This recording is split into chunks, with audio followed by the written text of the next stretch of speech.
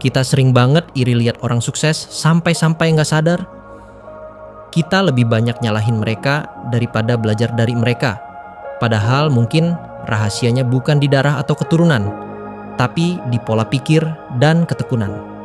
Kalian mungkin mikir, gua mah nggak mungkin kayak mereka. Ini cuma buat orang-orang tertentu aja. Tapi coba dengerin baik-baik. Kita sering terjebak dua hal, yaitu terlalu sibuk membenci sampai lupa belajar. Terlalu fokus pada hasil tapi males lihat prosesnya. Nah, di video ini bukan buat kalian yang benci mereka sukses, tapi buat kalian yang ingin berhenti jadi penonton dan mulai jadi pemain. So, tarik napas dan mari kita lihat kenapa pola pikir ini bisa mengubah hidup kalian.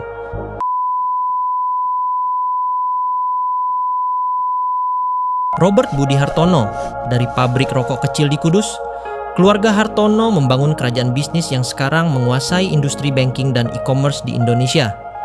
Rahasia mereka, reinvestasi profit ke sektor lain bukan foya-foya.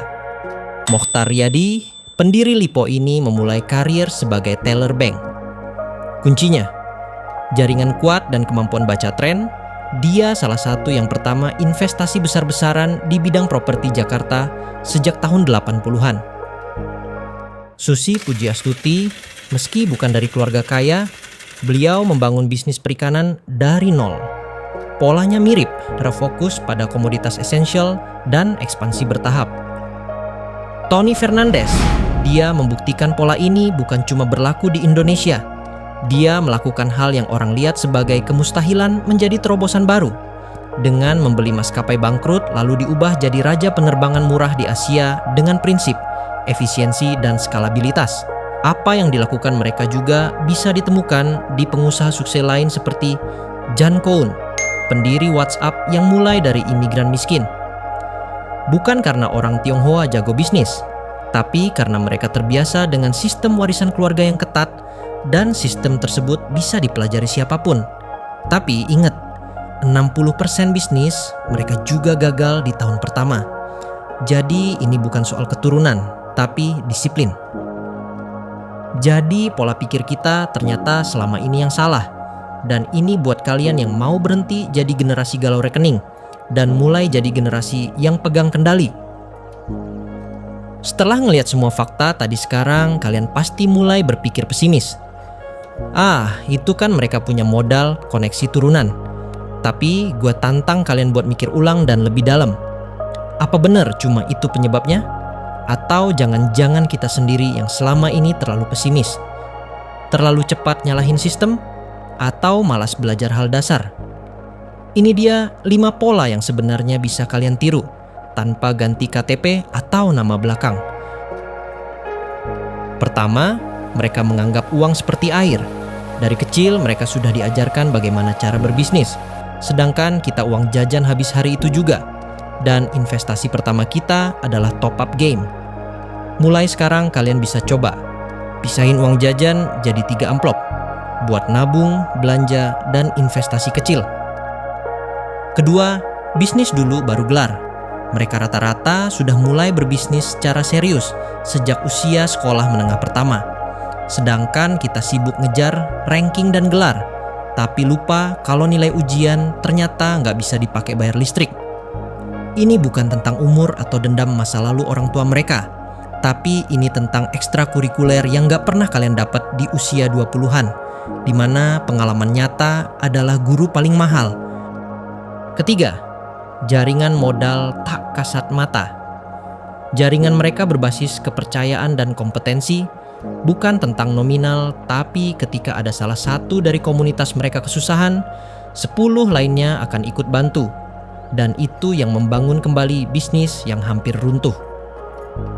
Sedangkan kita, ketika ada salah satu komunitas, kita hampir bangkrut, malah memberinya beban baru dengan iming-iming modal tanpa riba, mentor khusus, kelas online, dan sebagainya.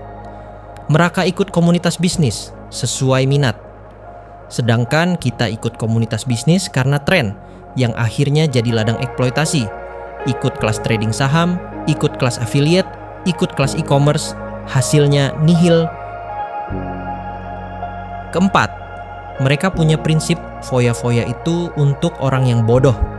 Itulah kenapa mereka jarang sekali flexing tentang pencapaian mereka. Bahkan ketika muncul ke publik pun, mereka ingin terlihat sesederhana mungkin. Karena mereka tahu itu adalah contoh yang buruk, di mana nantinya semua orang hanya melihat pencapaian tanpa peduli proses. Sedangkan kita lebih banyak flexing di sosmed, padahal aslinya tenggelam dalam hutang. Kebanyakan motivasi kita ingin sukses karena ingin party every night, punya barang-barang branded, ingin dianggap eksklusif di society, yang akhirnya menghalalkan segala cara karena acuan kita adalah highlight kehidupan influencer. Terakhir, orang tua mereka mewariskan ilmu bukan harta. Kita kebanyakan minta warisan itu berupa uang, tapi nggak mau tahu gimana cara dapetinnya. Coba kalian pelajari, kenapa sih toko mereka bertahan sampai beberapa generasi? Itu karena mereka diwarisi bagaimana caranya membuat usaha yang akan selalu orang butuhkan buat jangka waktu yang lama.